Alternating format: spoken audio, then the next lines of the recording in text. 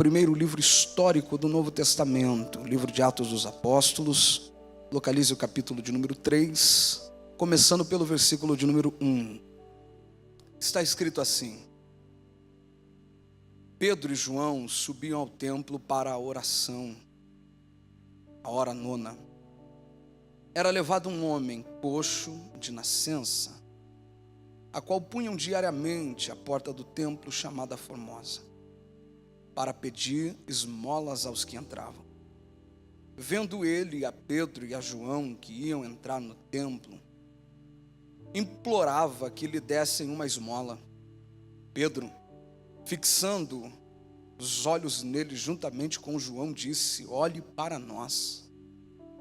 Ele os olhava atentamente, esperando receber alguma coisa. Pedro, porém, lhe disse: não possuo nem prata nem ouro, mas o que tenho, isto te dou. Em nome de Jesus Cristo, o Nazareno, anda. E tomando-o pela mão direita, o levantou imediatamente, e os seus pés e tornozelos se firmaram. De um salto se pôs em pé, e passou a andar e entrou com eles no templo, saltando e louvando a Deus.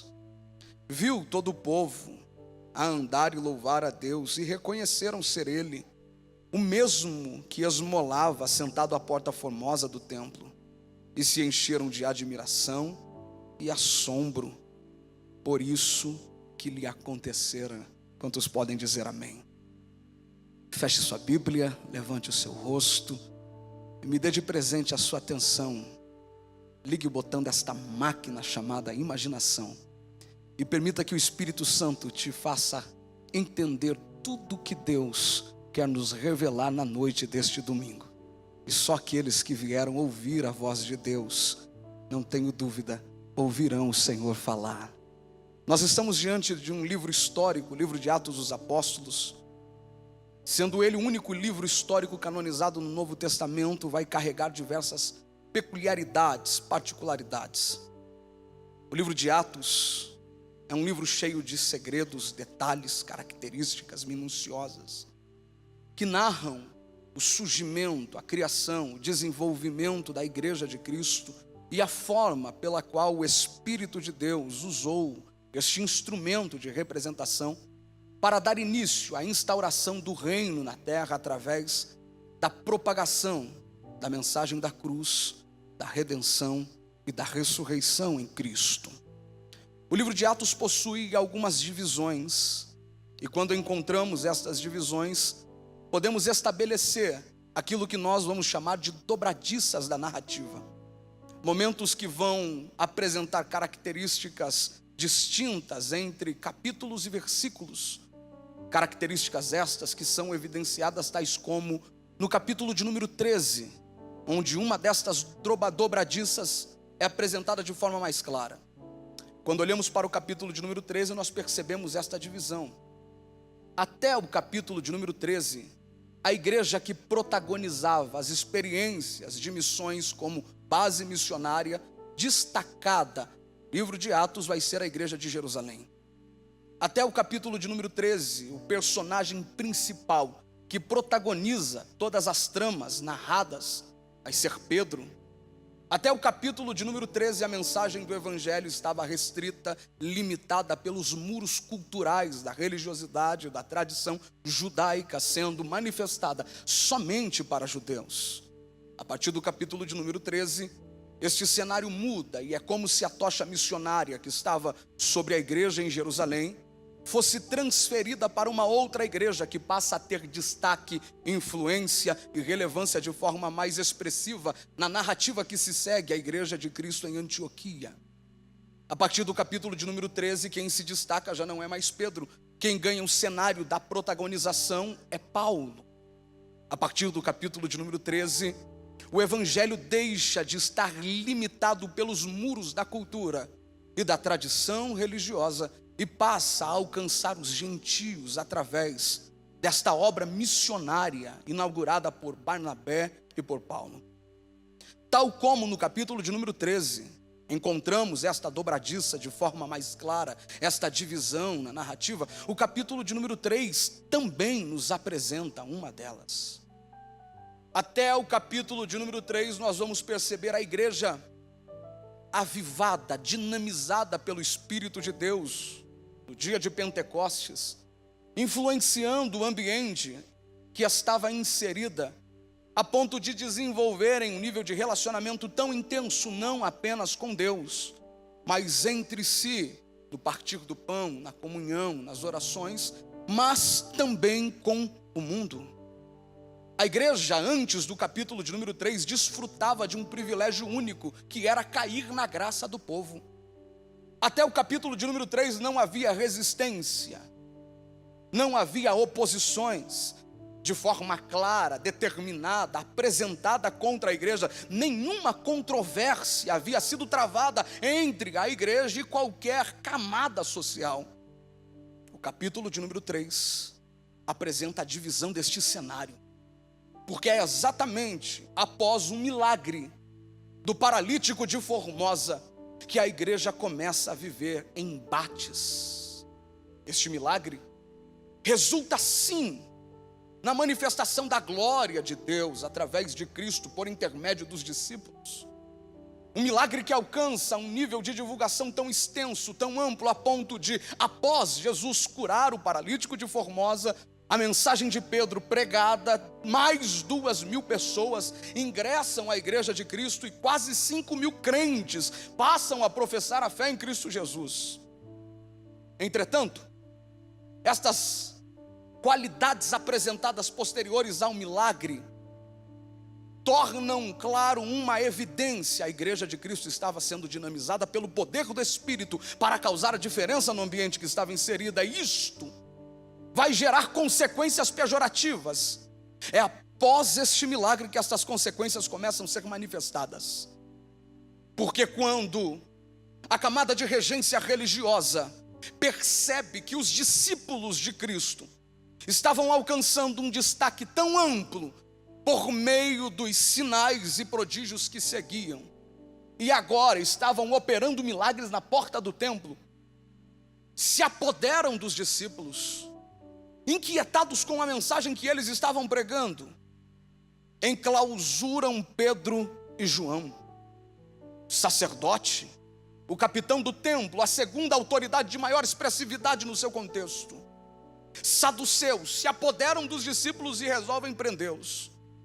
É a primeira resposta a um milagre. O que faremos? Não sei. Prende. Como vamos apagar o destaque que este milagre gerou? Não sei. Prende os discípulos, depois a gente resolve. Já era tarde.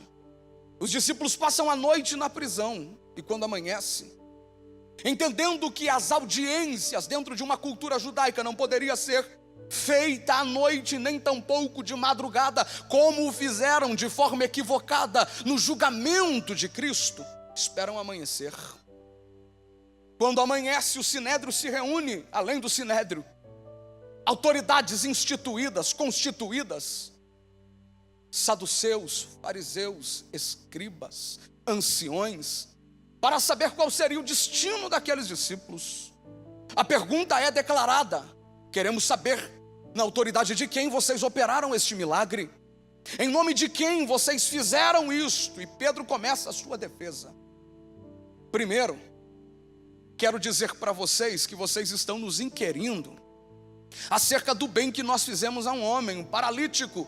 A resposta é clara: isto que fizemos, o fizemos em nome de Cristo Jesus.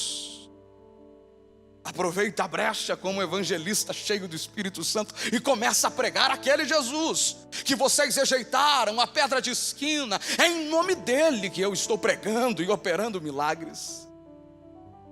Os fariseus, escribas, sacerdotes, sumo sacerdote, percebem que não existiam argumentos, peças cabais para promulgar um juízo de condenação contra os discípulos. Resolvem os liberar, e após a reunião, a diferença do relacionamento se torna clara, porque após dispensarem os discípulos, se reúnem dentro de uma cúpula e resolvem saber, procurar, entender o que fariam com os discípulos. E é o capítulo de número 4 que vai nos apresentar esta pergunta, esta verdade. Quando no versículo de número 16, olhando um para o outro, diz: o que faremos com estes homens? Pois na verdade é manifestado a todos os habitantes de Jerusalém que um sinal notório foi feito por eles, e não podemos negar. Já sei, para que não tenha maior divulgação, a gente vai pressionar, vamos amassá-los para não mais falarem neste nome a quem quer que seja. Aqui é instaurada o início da perseguição religiosa contra a igreja de Cristo. É justamente por causa deste milagre que a igreja começa a ser perseguida pela religião. A pergunta que fazemos ao texto é: André, será que este milagre foi o primeiro milagre realizado pela igreja? Respondo, a Bíblia diz que não. Capítulo de número 2 vai nos mostrar que muitos sinais e prodígios eram feitos por meio dos discípulos da igreja. Entretanto, o milagre de Porta Formosa gera toda esta revolução na camada de controle religiosa, porque ele acontece justamente na frente do maior símbolo da religião, o templo. Nenhum milagre havia acontecido no templo ainda.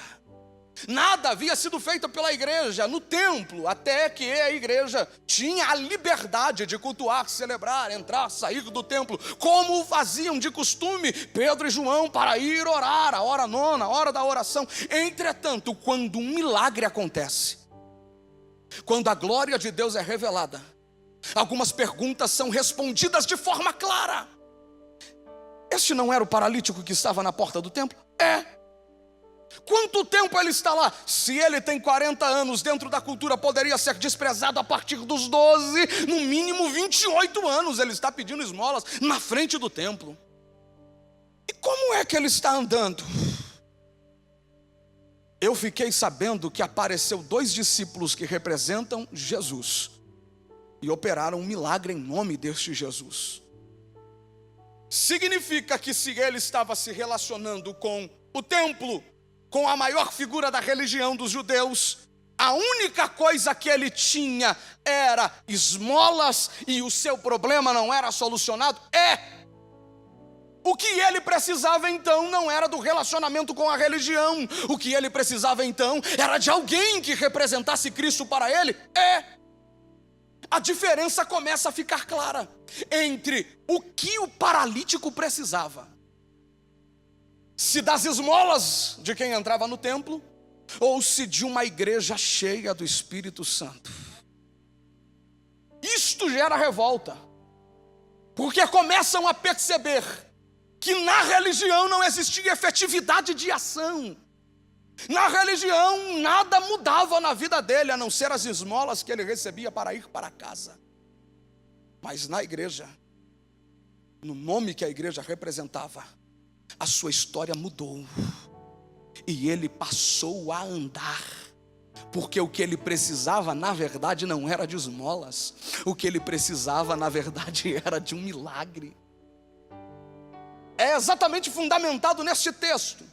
Depois de uma rápida caminhada retrospectiva, observando contigo os corredores da história, destes quadros pintados pelo evangelista Lucas, na narrativa do capítulo de número 3, observando de forma literária este texto, que eu quero pedir mais uma vez a sua atenção, para que a partir de agora tomemos posse de uma das ferramentas que a hermenêutica nos fornece, através de uma compreensão alegórica, utilizando desta interpretação alegórica para observarmos este texto e descobrirmos que aqui não está registrada apenas uma narrativa histórica, um fragmento histórico. Aqui um quadro está sendo pintado. Um quadro profético pode ser vislumbrado nestes versículos, quando de forma alegórica passamos a observar o relacionamento, primeiro, do paralítico com a religião, segundo, do paralítico com a igreja. A primeira observação que vamos fazer então é: quem é o paralítico? Respondo: o paralítico é um tipo do mundo. De forma mais clara, podemos dizer que o paralítico é um tipo da nação brasileira, que tal como o aleijado encontra-se com suas pernas quebradas, tal como o paralítico encontra sem mobilidade, sem ação, sem poder andar, sem forças para se locomover. E quando falamos disso, é simples as observações que podemos ter para compreender que vivemos em uma nação que está com as suas pernas quebradas. Se começarmos a falar diante de uma observação social, cultural, política, o sinônimo de todas essas características sintetizam-se em uma única palavra: crise. Poderíamos falar sobre a crise política que emerge em nossa nação. Poderíamos falar de uma crise econômica que paira nos corredores dessa nação. Poderíamos falar de uma crise religiosa que há em nosso meio, porque estamos vivendo uma crise literalmente nestes 3 sensos de controle social. Que crise é esta, André? Uma crise que os números nos apresentam. Todas as vezes que observamos que, por mais que estamos vivendo em um país de qualidade, de riquezas culturais, riquezas naturais, vivemos em um país que ocupa o 3º lugar no ranking mundial da saúde em crise de ansiedade e depressão. Estamos vivendo em um país com pernas quebradas. Por quê, André? Porque somos o 2º país, segundo a Organização Mundial da Saúde, em usos de substâncias psicotrópicas. Remédio para acordar, remédio para trabalhar, remédio para estudar, remédio para dormir. Tem gente que toma remédio até para vir para o culto. Consequência, somos o 8º país no mundo em número de suicídios. Todos os dias, pessoas que trabalham conosco, estudam conosco, convivem com a gente, chegam em casa e precisam lutar, meu amigo presbítero Joel, com a voz da depressão gritando: tire tua vida, porque esta dor só acaba quando a tua vida acabar. Por mais espantoso que seja, todos os dias, absurdo sim, assustador sim, mas atípico não, abrirmos as nossas redes sociais e percebermos que estas crises não alcançaram apenas o mundo extramuros, fora da igreja, mas já alcançou a nossa ambiência de adoração. Quando percebemos, pastor termina de ministrar a ceia, vai para casa e tira a sua vida. Cantor termina de cantar e resolve acabar com a sua história. Pregador termina de pregar e resolve pôr fim na sua existência. Todos os dias, pessoas que cultuam conosco, cantam conosco, pregam para a gente, lideram a gente, precisam lutar contra a voz desta depressão. Estamos vivendo uma crise onde os valores já foram invertidos há muito tempo. Sim, como um reflexo da pós-modernidade, porém, estes reflexos hoje já entraram dentro dos nossos seios religiosos, onde o relativismo substituiu a verdade absoluta. E o que é certo para você depende da tua perspectiva. Afinal de contas, quem define o que é bom para você é você, fundamentado nas tuas experiências, nas tuas observações, nas tuas vivências. Logo, verdade absoluta não existe. Cada um faz o que achar melhor fazer. Por isso vivemos em uma nação onde a imoralidade se tornou culto. É objeto de culto nas redes sociais, mídias, através das transmissões televisivas, radiofônicas, a observação daquilo que é imoral como aquilo que deve ser ovacionado. E por isso percebemos uma geração mergulhada na pornografia. Já faz algum tempo que eu não estou mais trabalhando na rua, mas durante os últimos períodos de trabalho, enquanto integrava um pelotão de Rotam, era comum em abordagens percebermos, após a sessão, a concessão de quem nos autorizava a verificação em seus aparelhos telefônicos, as observações que fazíamos é que existia mais pornografia no celular de um adolescente do que a memória poderia suportar. Aí eu pergunto, Deus, que país é este? Onde uma criança de 10 para 11 anos não sabe ler a Bíblia, mas já sabe naufragar nas redes sociais e principalmente expondo-se de forma imoral. Vivemos em uma nação que está com suas pernas quebradas, tal como o paralítico. Mas uma segunda característica que nos apresenta a realidade do Brasil, similar, semelhante, dentro de um paralelismo sinominal com o paralítico, é que, como o paralítico, esta nação não está ausente da religião. O paralítico passa 30 anos aproximadamente se relacionando com o templo, mas a sua vida não muda. 30 anos aproximadamente, vendo gente entrar e sair, culto, festa, trabalho, Páscoa, cerimônia, Pentecostes, festas das semanas, celebração, festa atrás de festa, e a vida dele continua do mesmo jeito, paralítico. Tal como o paralítico, somos uma nação que se relaciona com a religião. E aqui abro um parênteses para dizer que, como estamos inseridos no pós-modernismo, que inicia desde o pensamento filosófico de Nietzsche e começa a se expandir a partir de então,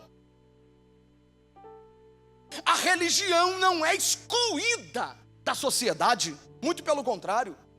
Na modernidade, enquanto os pensadores desprezavam a religião é o ópio do povo, a Bíblia tem que ser desqualificada, vai virar peça de museu, Deus está morto, o povo tem que se libertar da religião. Haja vista que dentro da modernidade o pensamento era que o conhecimento libertava, e tudo aquilo que poderia ser provado através de uma análise crítica, de comprovações, deveria ser adquirido, absorvido. Logo, se a religião não tem provas, não passa por um processo de provação, logo ela deve ser desprezada. Diferente da modernidade, a pós-modernidade abraça a religião. Isto é claro quando observamos o primeiro dia do ano, enquanto cientistas políticos apontam as suas expectativas para o ano de 2019, ao mesmo tempo que um cientista político que fala de ciência tem tempo para falar da sua previsão, eles mudam automaticamente e diz: a partir de agora nós vamos ouvir um guru apresentar o que os búzios vão dizer sobre o ano. Uma sociedade que abraça a religião, que o misticismo, que a sobrenaturalidade, que a transcendência, que aquilo que é extraordinário é cultuado. Entretanto, vivemos em uma religiosidade subjetivada. Até porque uma das características da pós-modernidade é o subjetivo, onde você define para você o que você quer, onde eu defino para mim o que eu quero. Como estou inserido em uma aldeia global, eu não preciso ter uma identidade, eu posso pegar de cada lugar características para construir o meu ser. Qual é o reflexo disso na religião, André? Eu não preciso ter vínculo com ninguém, compromisso com ninguém, eu pego o que eu quero, da onde eu quero, e construo a minha fé. Vivemos em uma nação onde a religião tem espaço. Somos o maior país em número de evangélicos. São 61 milhões de evangélicos. Somos hoje a maior nação em número de crentes. Ninguém é tão crente quanto o Brasil. É uma igreja em cada esquina, um templo em cada quadra, e bom que fosse que toda quadra tivesse. Entretanto, a pergunta que faço é: o que está fazendo de diferença entre nós o fato de sermos a maior nação em número de evangélicos? Qual é o reflexo que isso está sendo apresentado para a sociedade? O que está mudando o nosso ambiente? Quais são as transformações que estão sendo geradas no caráter social? Ou será que a nossa nação está se relacionando apenas com a religião? Até porque O relacionamento do paralítico com a religião é fundamentado exatamente em esmolas. Porque a religião não tem poder de transformar a vida de ninguém. A religião não tem poder de mudar a história de ninguém. A única coisa que a religião pode fazer é dar esmolas. Dar aquilo que a pessoa pensa que precisa. Dar aquilo que ela pensa ser o suficiente. Mas no outro dia ela tem que estar lá novamente para pedir, mendigar. Vivendo à base da mediocridade e da miséria. A religião é especialista nisso.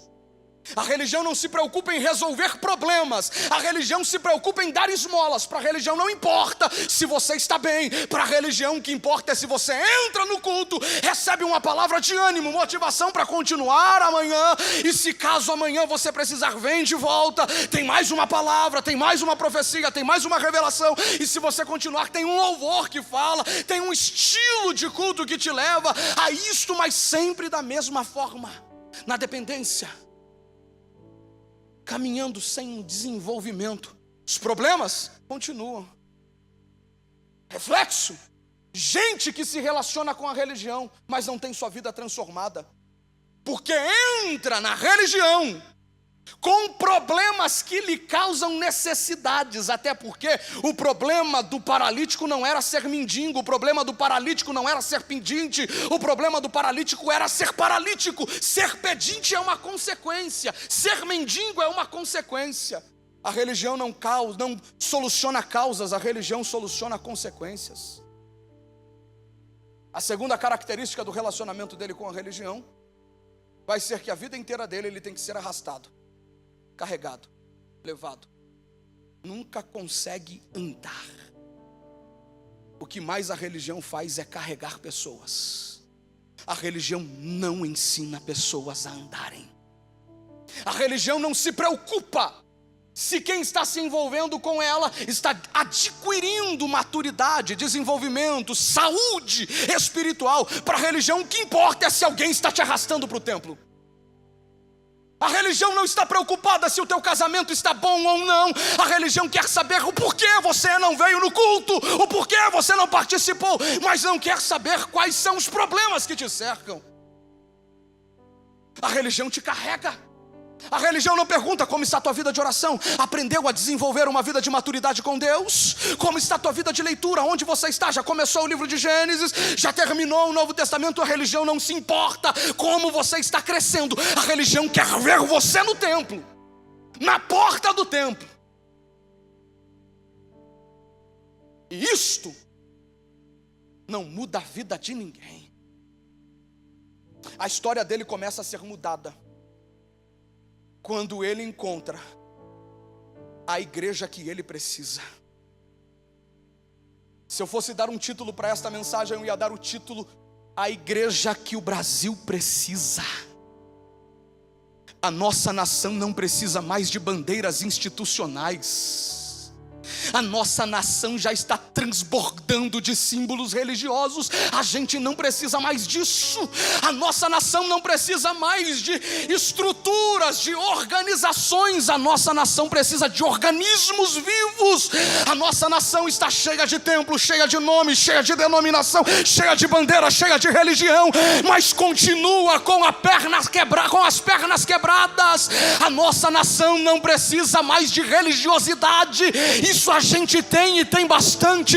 O que a gente precisa é de alguém cheio do Espírito de Deus para chegar como Pedro e João e dizer: vou resolver o teu problema. A igreja que o Brasil precisa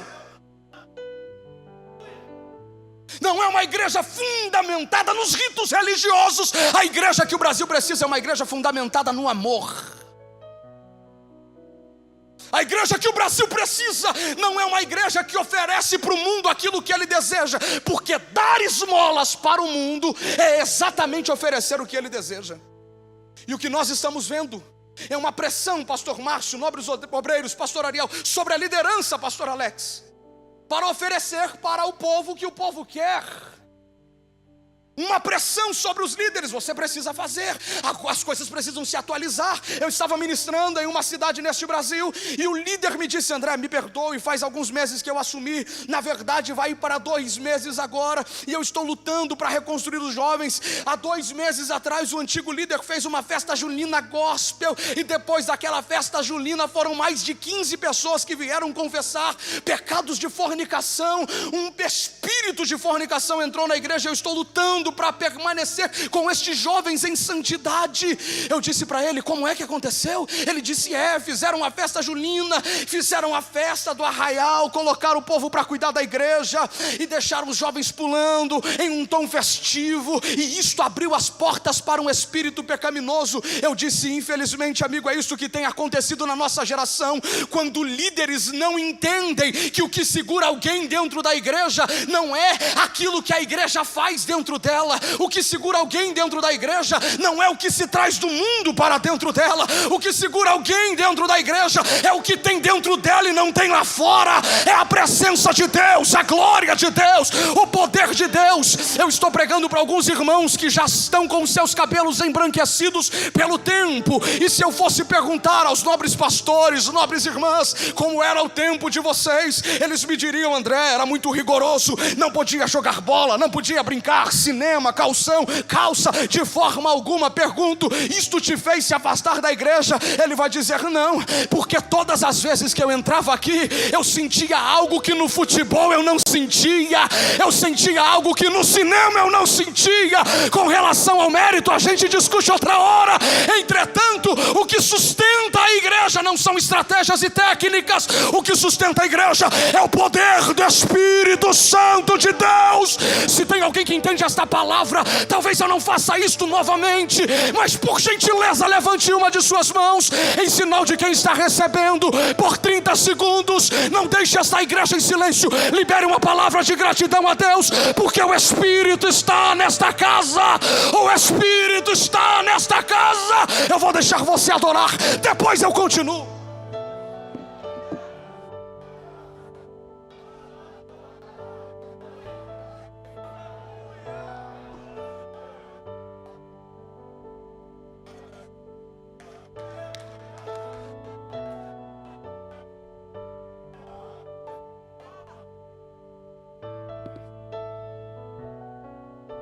Feche os seus olhos, eu preciso encerrar.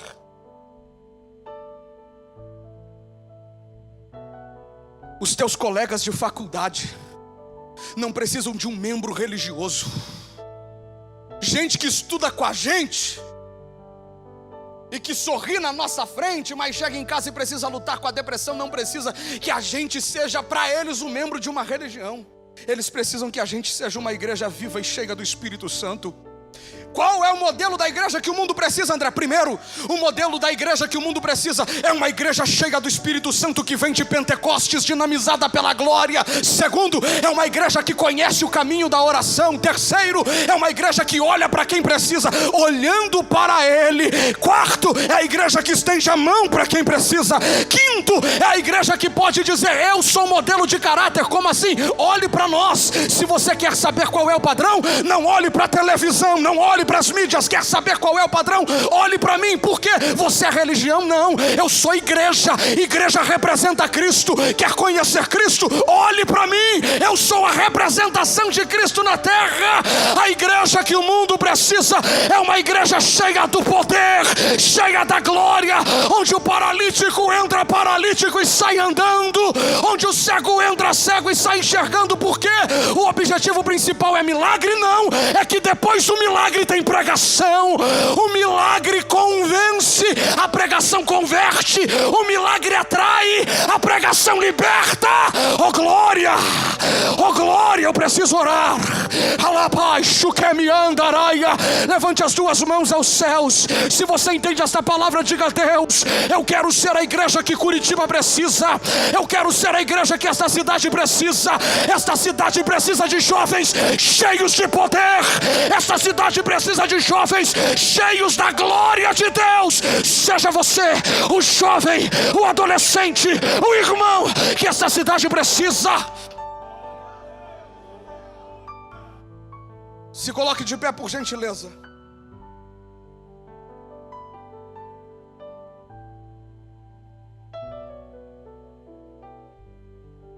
tenho sido revolucionado por Deus há alguns anos.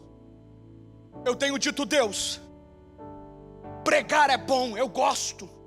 Foi o Senhor que me chamou para isso. Viagens, aviões, países, hotéis, melhores ofertas, melhores restaurantes, é bom, eu gosto. Terminar o culto, as pessoas querendo tirar foto, rede social, destaque, é bom, eu gosto. Mas eu tenho dito: Deus, se for para ser apenas mais um pregador, habilidoso para despejar informações sobre a igreja, eu não quero, porque disso a nossa nação já tem e tem muito.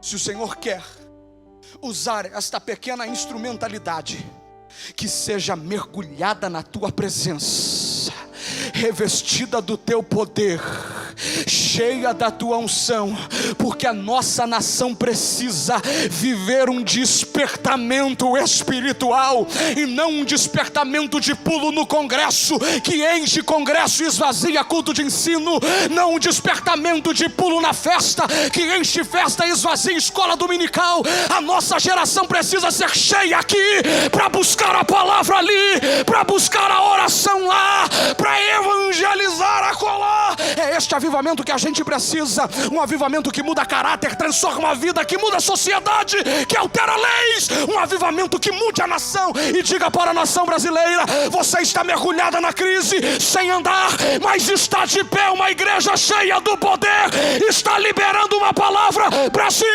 levanta! Curitiba, levanta! Oh glória, oh glória, oh glória, oh glória!